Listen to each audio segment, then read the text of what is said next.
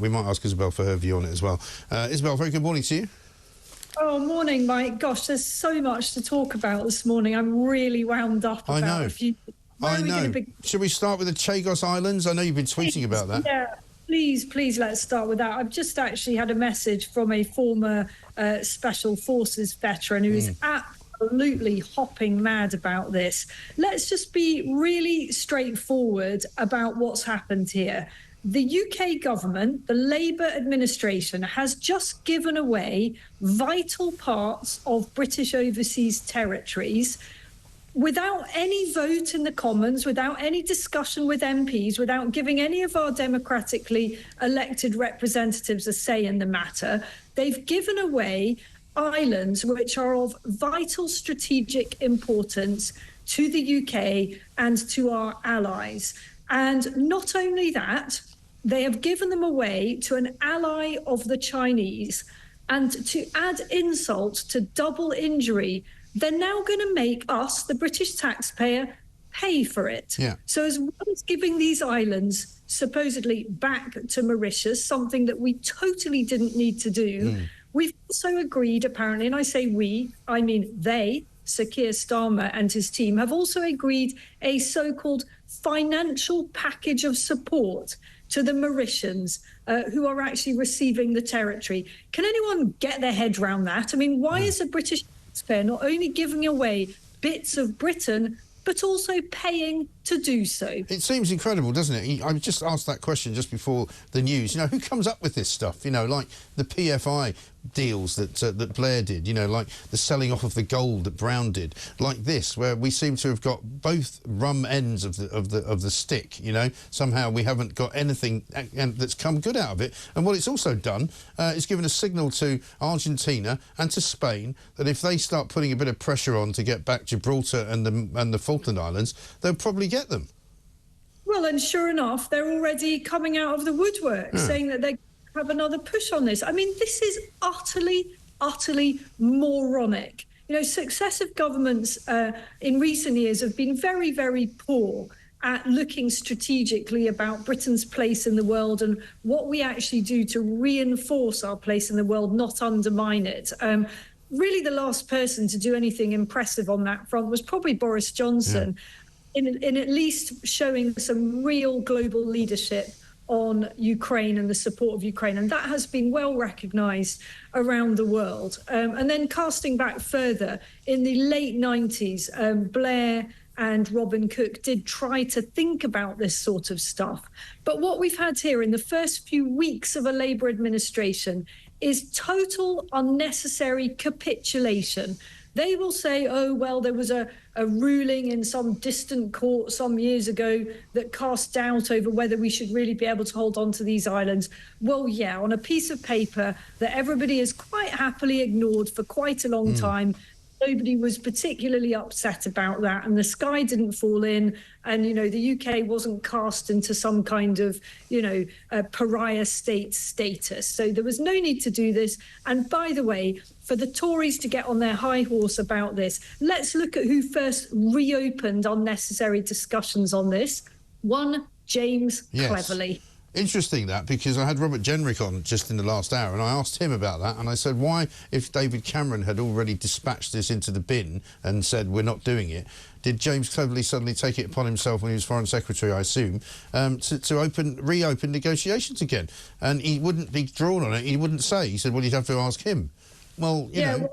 Well, he should answer that question, because it was absolute muppetry. And what has happened is it paved the way for Kier Starman and David Lammy to do what they've done. And if David Lammy thinks that this is a dizzyingly impressive achievement for a new foreign secretary, then he really oughtn't to be in the position he's in or anything like it. Well, he shouldn't be there anyway, we know that. I mean, he's already made several bungles, to be fair.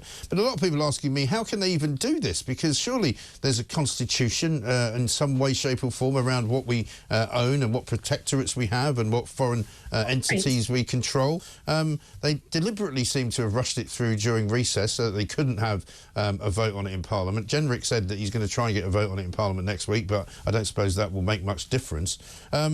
But it just seems as though they appear to be acting in a way which is completely without regard to democracy. Well, it's completely unilateral. I mean, I'm not aware of a kind of precedent of this in my time as a political journalist, where bits of British overseas territories have just been casually shrugged off.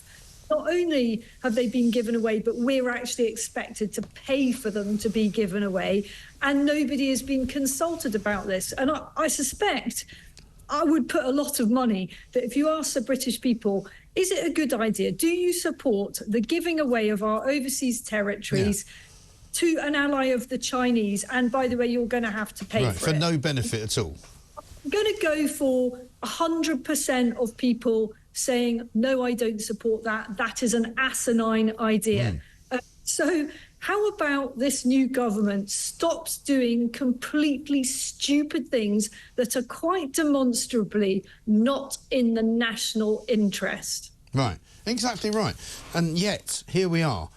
Second thing that they've done in this week alone, which is not in the national interest, has been discovered by a piece in the Times about these 65 civil servants, some of whom we knew about, not all of which we knew about, who seem to have been appointed by the Civil Service Commission without any kind of normal referral process and normal recruitment process, without, being put up against other candidates. It's just basically shipped in by the Labour government because either they've given money to them or they're people that they like the look of and they want to put them in certain places in the civil service so they can get things done. Oh, I mean, just massive sigh. And you just wonder what is going to be left of our country if, given only a few months, this new administration has been capable of causing so much damage, not only to our economy and the fabric of our society, but to our place on the world stage. You know, they've done this in a short period of time, installing all sorts of people that we don't have any chance to scrutinise. I mean, look, they set the pattern early on, didn't they, by dishing out Downing Street Park to Lord Ali. This is the sort of stuff that they would be railing against if they weren't in power. Right. Well, let's talk a bit about Lord Ali, because since you and I spoke last week, several things have emerged which have made me feel a lot more uneasy about Lord Ali, who's being painted constantly as this very nice chap who just likes helping people. And if you've got a problem with your mortgage, he'll pay it for you. If you've got a problem with repaying the House of Lords because you've done something wrong, don't worry, here's another 65 grand. Anybody else wants some money, some trousers, some glasses. How on earth does he go to see President Assad numerous times, we're told? And also, how does he end up in Iraq after the war in an office where he apparently appears to be bankrolling a candidate to be president of that country? Oh, my goodness. I mean, this is a guy that I know how these people work. You just get these very, very wealthy older men and they get bored and they want thrills, and that's all very well if they've got judgment, but this guy seems to be getting his thrills in all the wrong ways and places. And as you say, this scandal, for that is what it is not going away.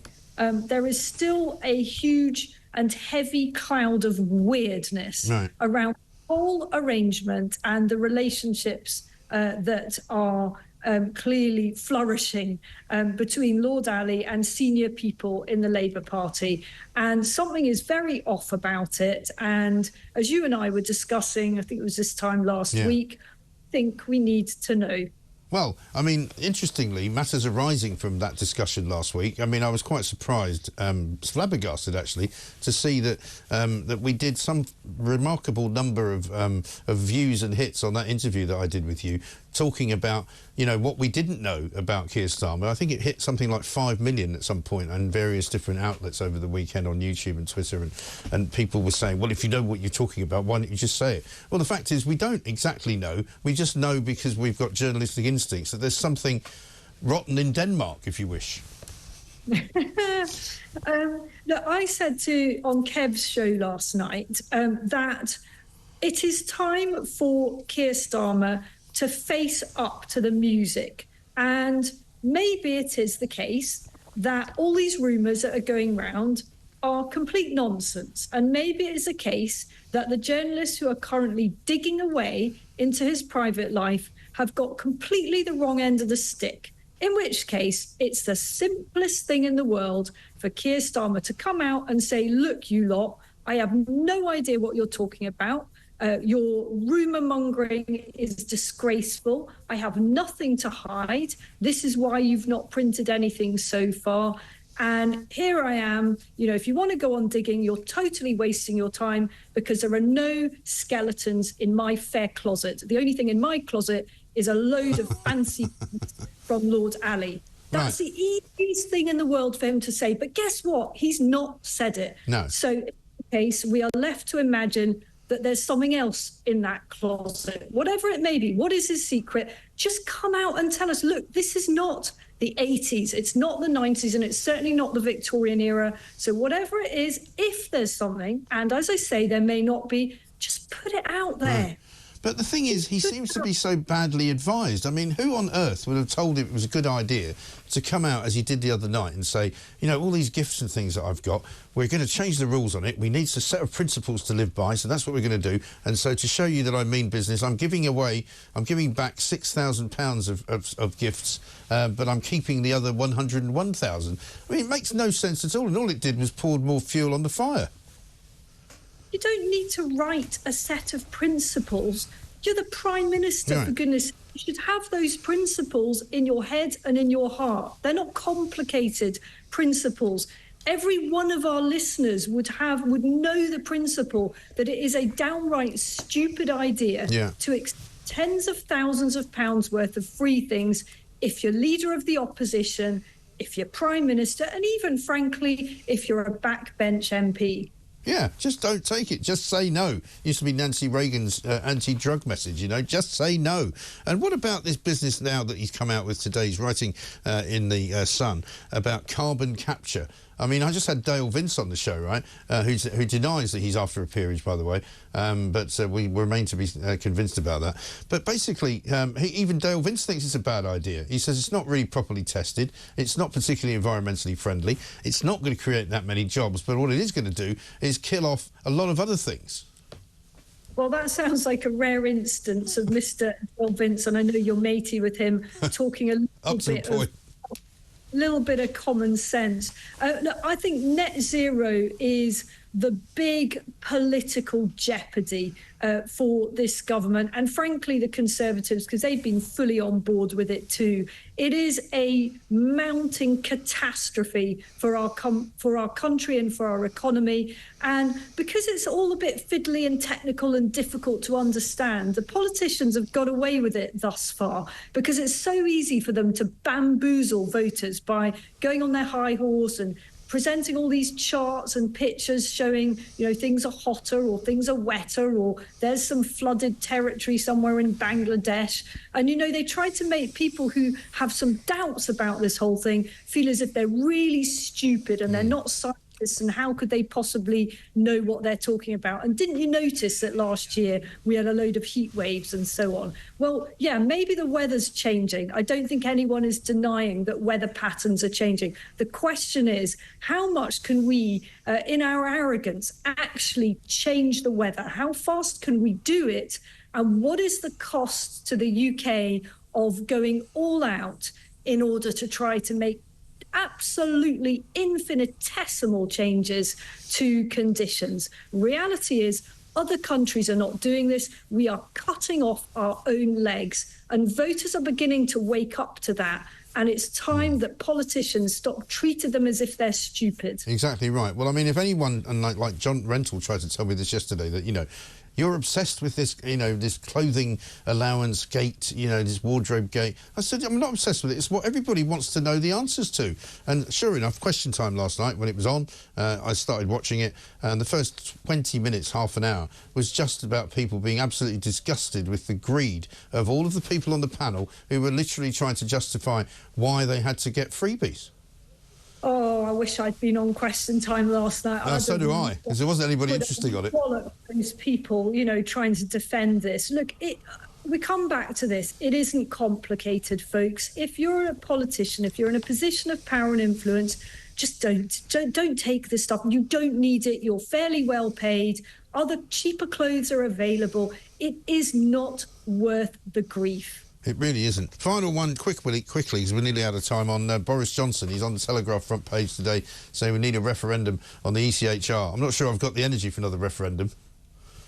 I don't have the energy for that. I do have the energy for Boris's book, which I think is an absolute cracker. But who honestly cares what the Tories now say about needing a referendum or needing to come out of the ECHR? Guys, you had 14 years to get this right. You didn't do it. All you ever did was talk about doing it. Nobody's listening to you anymore. Yeah, very good message to end on. Thank you very much indeed. Isabel Oakeshott, Talks International editor. Have a great weekend.